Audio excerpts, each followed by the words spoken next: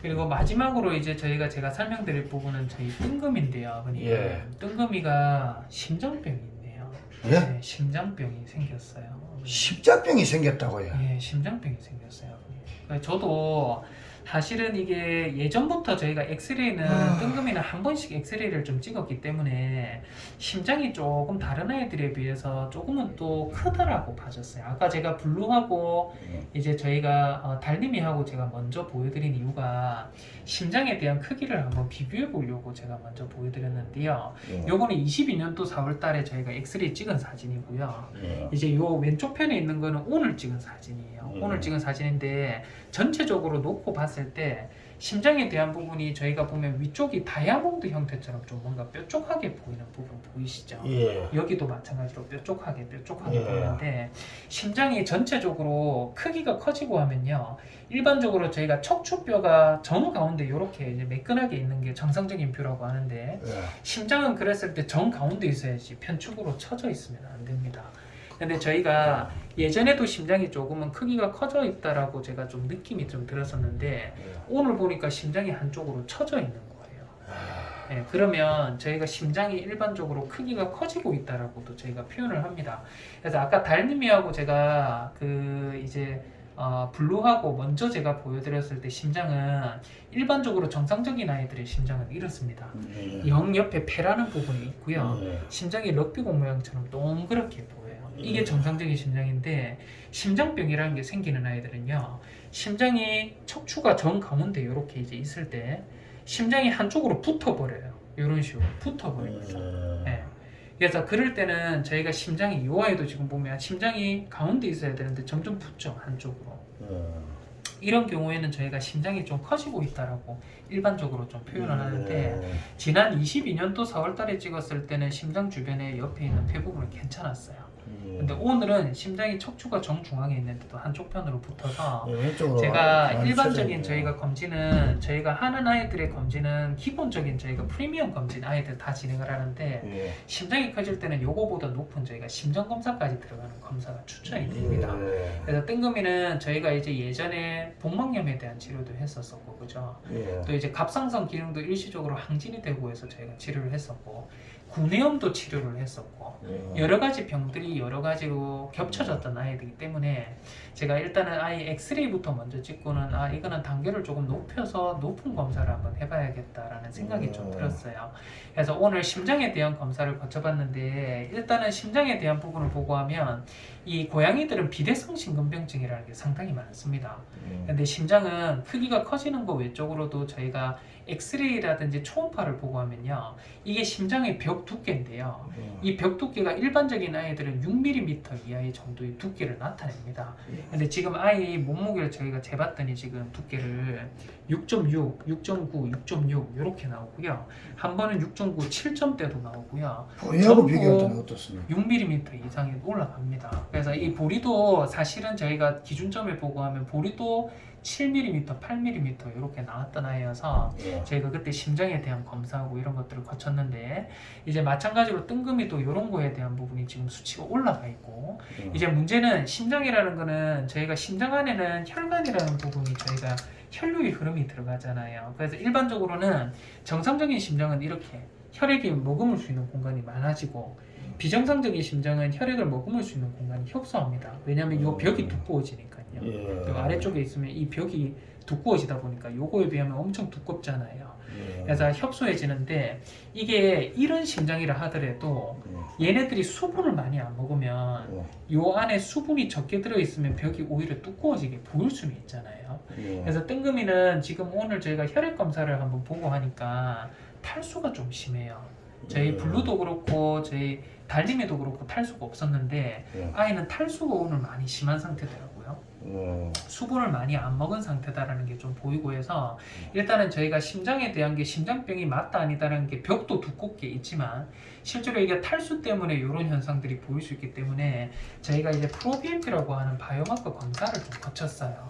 그래서 이 프로비엠피는 저희가 일반적인 경우로 봤을 때 저희가 왼쪽에 있는 점이 오른쪽에 있는 점보다 짙은 게 이제 정상 노말한 단계다라고 저희가 표현을 하는데 업노말이라고 해서 오른쪽 편에 두 개 있는 거는 왼쪽에만 점이 짙게 나와야 되는데 오른쪽에 있는 점도 왼쪽에 있는 점만큼 짙게 나오거나 오른쪽이 훨씬 더 짙게 나오면 비정상이라고 저희가 표현을 합니다. 근데 오늘 저희가 이제 탈수가 있고 이러기 때문에 저희가 바이오마커도 같이 한번 좀 찍어봤는데요. 오른쪽에 있는 점과 왼쪽에 있는 점이 균등해요. 실제로 점에 대한 두께 자체가 균등하다라는 게 좀 보이고 있고, 실제로 심장병도 두껍고 해서 이거는 심장병에 대한 확진입니다. 그래서 심장병은 고양이들은 심장병이 있어도 특히나 밖으로 표현을 못해요. 표현을 못하고 얘네들은 심장병이 큰일 났다 해서 병원에 데려오는 순간 12시간에서 24시간 안에 사망하는 경우가 대부분입니다. 왜 그러냐면 혈전이라는 게 생겨서 뒷다리에 있는 혈관을 막는 순간 뒷다리가 갑자기 마비되는 아이들이 많고요. 이 심장이라는 게 버티다 못해서 너무 많이 오버로드, 그러니까 이제 과부하가 걸리고 하면 심장 주변에 있는 폐 쪽으로 수분이라는 게 다 빠져나가면서 폐수종이 생기면서 얘네들이 숨을 못 쉬면서 꺽꺽꺽 하면서 대부분 데려오시거든요. 그래서 이게 죽음을 부르는 저희가 이 침묵의 살인자라고 불리는 게 고양이들 심장병인데, 실제로 뜬금이는 오늘 심장병에 대한 확진입니다. 근데 심장병은 저희가 악화를 시킬 수 있는 게 갑상선 기능 항진증이 있거나 아니면 실제로 저희가 고혈압이 있거나 두 가지가 심장병이 있을 때는 같이 체크를 해야 된다고 돼 있는데, 오늘 뜬금이는 제가 지난번에 저희가 검사를 해서 갑상선 기능이 정상 범위 나온 거 확인을 했지만 한 번 더 확인을 해봐야 될 것 같아요. 그래서 오늘 샘플링 해서 제가 검사서는 보내놨고요. 혈압 같은 경우에는 지금 고혈압이 있거나 이러지는 않거든요. 병원에서 혈압 측정을 해봤더니 정상적인 범위인데 일단은 그런 부분이 나왔어요. 그리고 이제 저희가 아버님이 뜬금이가 구강 상태가 조금 안 좋은 것 같아, 구내염이 재발한 것 같아 라고 말씀을 했는데, 달님이보다는 훨씬 좋아요. 훨씬 좋은데 구강에 지금 보면 이빨이 있는 부위에 염증 있는 거는 여전히 사실은 맞고요. 이제 안쪽에 이빨이 없는 부위에도 목구멍 쪽으로 해서 염증이 있습니다. 그런 것 같더라고요. 그래서 이게 마찬가지로 이빨이 있는 부위에도 염증이 있기는 하지만 이 이빨도 뽑아줘야 되는 가능성이 있거든요. 가능성이 있는데 이거를 뽑는다 한들 안쪽에 있는 목구멍 쪽에 염증이 있는 거여서 이거는 치아 뽑는 거하고는 전혀 연관이 없지 않으려나 라는 생각도 좀 들고요.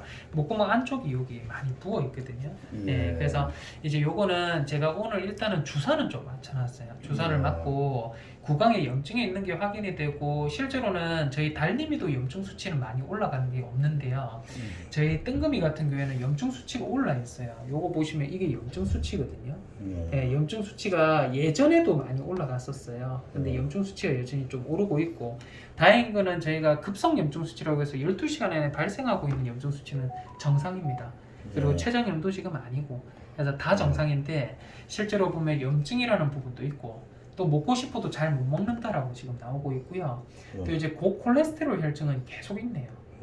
그래서 간식이나 이런 것들 먹는 영향이 분명히 있을 것 같고, 요거는 병원에 와서 스트레스 받고 있다. 그리고 이제 다른 저희가 달님이처럼 지금 글로불린이라고 해서 이 구강의 염증이 심하다 라고 봐집니다. 그래서 전반적으로 보고 하면 아이도 복강 안에는 저희가 이제 왼쪽에 있는 콩팥에 조그만 시스트가 있어요. 이것도 나이가 들면서 노화 때문에 생길 수 있는 부분인데 오른쪽에도 있고 왼쪽에도 있습니다. 방금 전에 오른쪽 제가 보여드렸고요. 이제 왼쪽 같은 경우에도 이쪽에 지금 보시면 하나 동그라미 같은 것들이 저희가 보이거든요. 그래서 이제 이게 오른쪽도 그렇고 왼쪽도 그렇고 왼쪽에도 있어요. 그래서 양쪽에 다 이거 있다. 이거는 노화에 따른 어떤 부분이라고 보시면 될 것 같고요.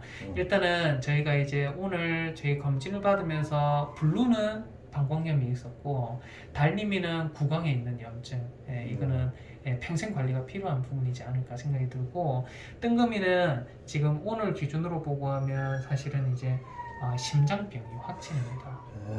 그래서 심장병은 저희 보리도 관리하고 계셔서 아시겠지만 이거는 평생 먹는 약이에요.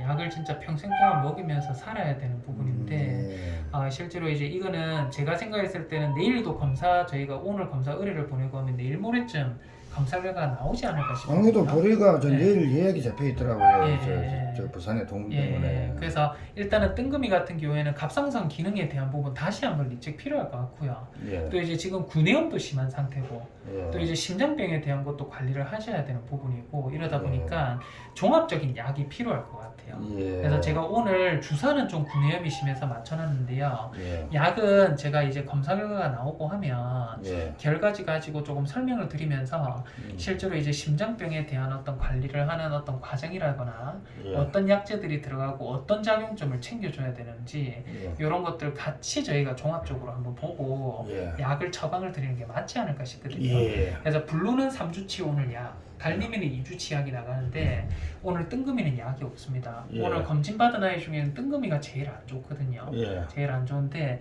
일단 뜬금이만 약을 하루에서 이틀 정도만 좀 보류하고요. 예. 하루 이틀 뒤에 저희가 검사가 나오면 예, 그때 제가 약을 좀 처방드리도록 할게요. 아, 이것도 한번 연락 주십시오. 설명. 예, 연락드리고 다시 한번 설명드리러 한번 나오셔야 될 것 아, 예, 같고요. 알겠습니다. 그래서 뜬금이만 제가 약을 조금만 보류하도록 하고 예, 예. 일단은 다른 아이들은 제가 약을 좀 지어놨습니다. 아, 예, 그래서 알겠습니다. 약 먹고 저희가 달님이는 약 먹고 안 오셔도 되고요, 아버님. 블루는 약 먹고 한번 오셔야 됩니다. 예, 부르면 예, 예약 잡아 소변 검사, 주십시오. 예, 소변 검사 하러 좀 예. 오시고 예. 예, 그렇게 보도록 할게요. 그리고 블루는 아까 전에도 말씀드렸다시피 스케일링이 좀 필요한 단계기는 한데요. 이 무조건적으로 제가 해라라고 말씀을 못 드릴 것 같아요. 예. 왜냐하면 이게 뇌신경계 쪽으로 증상이 한번 있었던 아이들은 예. 마취제가 들어갔다 나오는 과정에서 또 경련이 갑자기 특발적으로 예. 시작이 되고 안 좋아지는 아이들도 분명히 있기 때문에 예. 요거는 충분한 고민이 필요할 것 같습니다. 아, 예, 알겠습니다. 알겠습니다, 아버님. 예. 앞에 계시고 하면 제가 아이들 새 아이 좀 내드리고 약하고 조금 챙겨봐 드리도록 아, 하겠습니다. 예, 아버님. 알겠습니다. 네, 예, 알겠습니다. 고맙습니다. 네.